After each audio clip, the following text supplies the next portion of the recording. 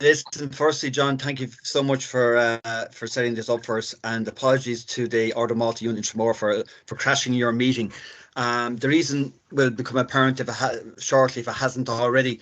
But I'd like to introduce you to some people that you're looking at on the screen there. Firstly, I see Hannah King, Cormac and Finian King. They're the wife and children of Geoff King. Roisin King is there somewhere, but I can't see her at the moment. I also see Maureen Kelly, who's with the member of the Adult Council of the Heart Foundation, Shane Mooney of the National Ambulance Service Training College and also Safe Rugby Programme with the IRFU, and Richard Lodge is there somewhere as well. He's the director of the pre-hospital emergency care. I also have with me some colleagues from the CFR Ireland Committee. There's several of them there. I won't go through them all. The reason why we've crashed this meeting is we have something to do here tonight, and I'm going to ask Roisin King to say a few words, if you wouldn't mind, please.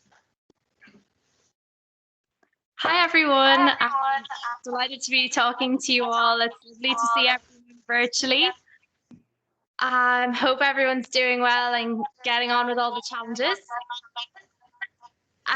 So if you've ever been to one of the CFR Respond conferences, you might know me, but otherwise I'm Roisin King and Geoff King is my dad. And you might have heard of the Geoff King Award, which is an award that we were so delighted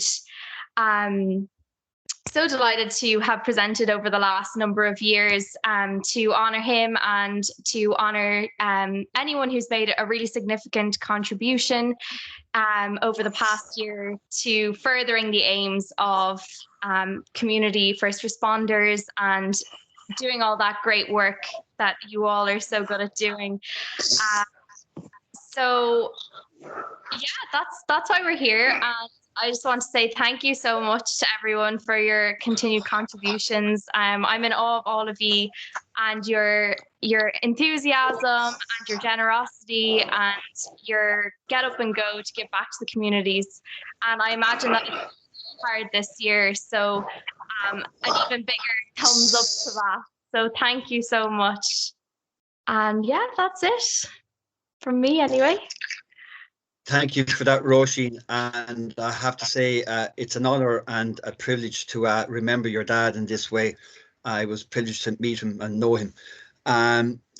Geoff, or rather, Shane Mooney, Maureen Kelly, and Richard Lodge are the judges on this year's Geoff King Award applications.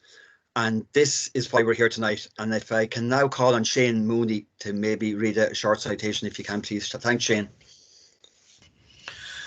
Thanks, folks, and thanks, Roisin.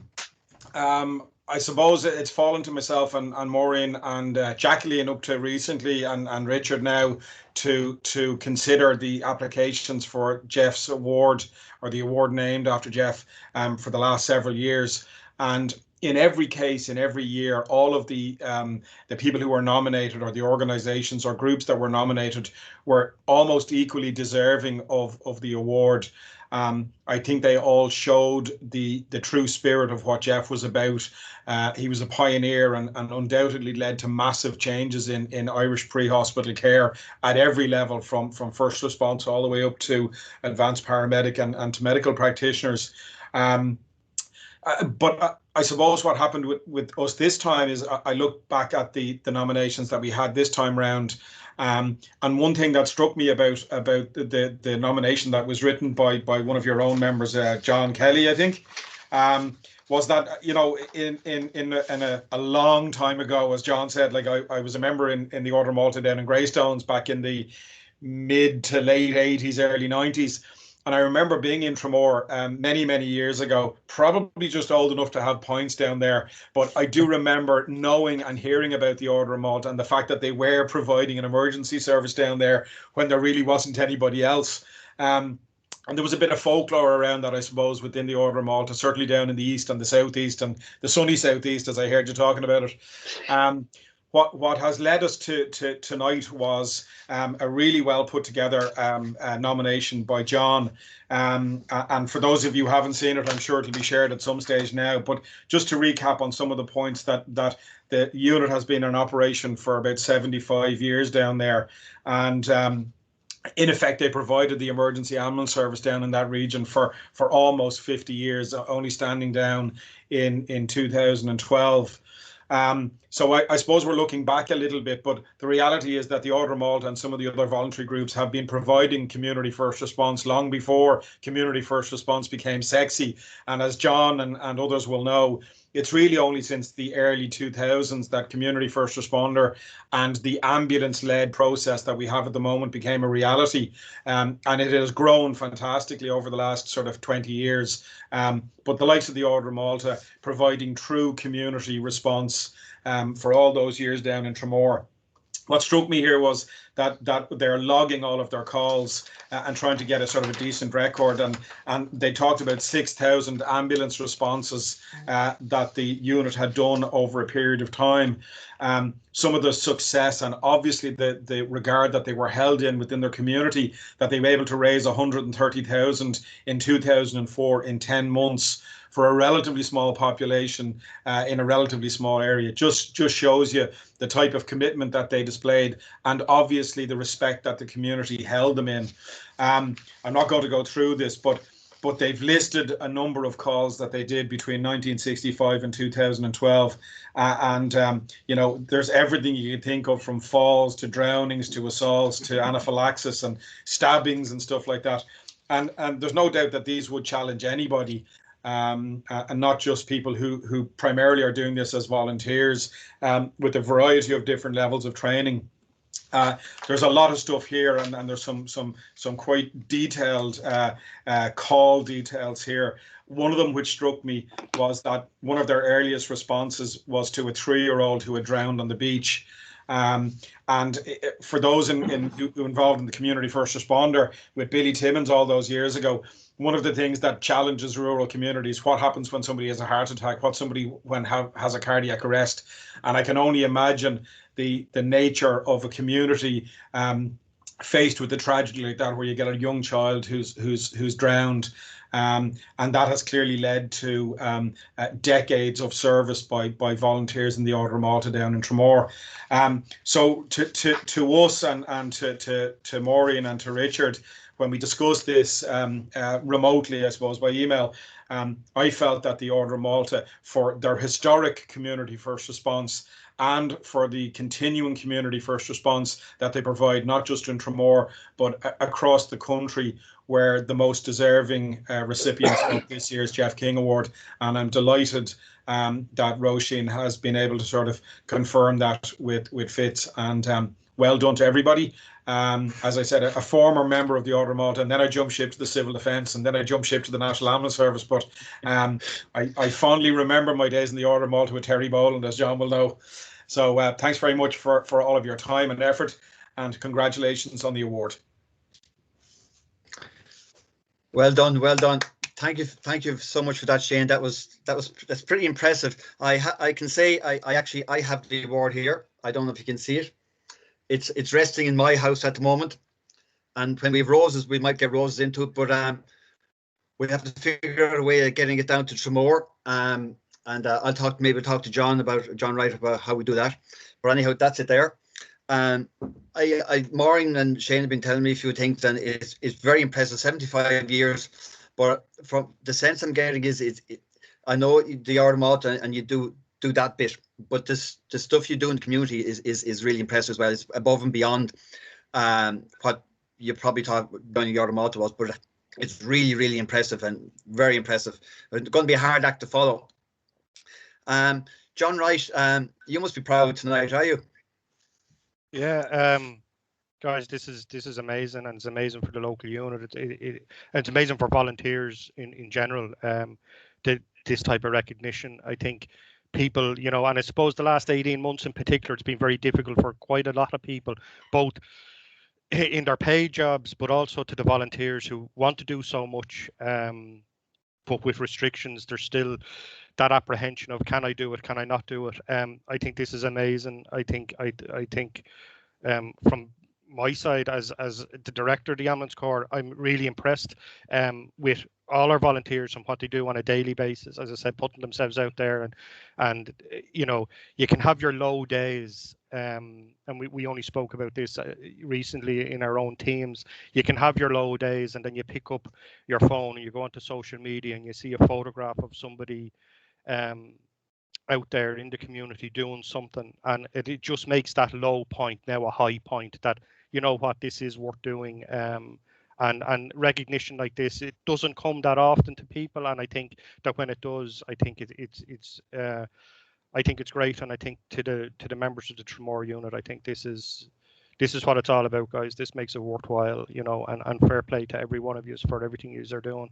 And John, to you and your team of people as well, I think it's, you know, it's very much appreciated, and I don't think there's no words that would ever be able to say how much it's appreciated, particularly for volunteers. This is key, you know, and thank you very much. And Shane, for the kind words as well.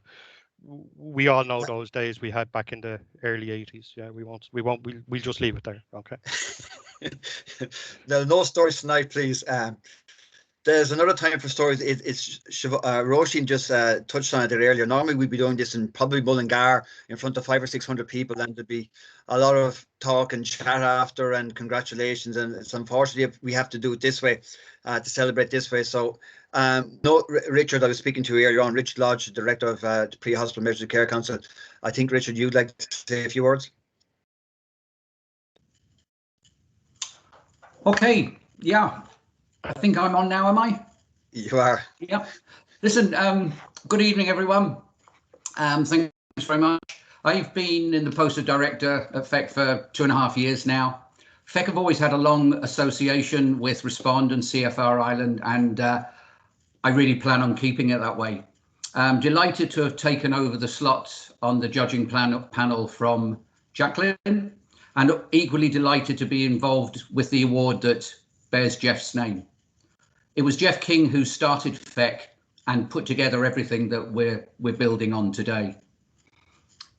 I, obviously being my first year looking at the applications, was very impressed with the very high standard. But in this, doing this sort of thing, every now and again, you get an application that really personally just blew me away. Maybe I shouldn't be saying that. The others were very deserving, but this one clearly stood out. Now, I was told when I did it, don't worry, we limit them to 400 words. I thought, yeah. The application from Tramore was 9 pages, simply because you couldn't have fitted everything in 400 words. So, as I said, delighted to be on the panel. And of course, I'm completely unbiased, having spent most of my working life in London, and I've only been in Dublin the last 15 years or so. So no association with any of the organisations that PHECC are involved with or could have been put in today. And that's largely true, except perhaps for the Order of Malta, and except perhaps for the Waterford and Tramore branches of the Order of Malta, in that my great uncle, which is my dad's uncle, Jack Lodge, was involved with, I'm not sure whether it was Waterford or Tramore. He lived in Tramore, but it could have been Waterford, and was a knight of the Magistral Grace in 1964, and presented the Lodge Cup, which I believe is still knocking around somewhere. So look, congratulations, but again, you can't take anything I say because I'm clearly biased. But congratulations again, and well done. Thank you, Richard. Thank you for that. That's brilliant. Listen, I'm going to start to wrap up this now. I just wanted to say a huge thank you to the King family, Hannah, Cormac, Finian and Roisin, for allowing us to do this and remember Geoff this way. I'd like to again thank our judges, Maureen Kelly and Shane Mooney and Richard, for giving up their time to read the applications and coming on here tonight. And then also my colleagues from the CFR Ireland for coming on here tonight and showing support. And I have to say congratulations to everybody down in Tramore and within the Order of Malta. It's a fabulous award to get, and fabulous recognition for all those that work that you do down there. And I'm going to finish like I usually do, I respond, and I go and say, I live in Naas, and I used to meet Geoff on a regular basis because he was involved with the rugby club, as was I, and I still am. But we used to meet, and every time we'd meet, say how are things going, because we were trying to build a CFR network at that stage. But he'd say, look, you guys are great, keep it up, keep it up, you guys are great. So I'm just going to end tonight and just say, you guys are great, keep it up, well done, congratulations. Thank you.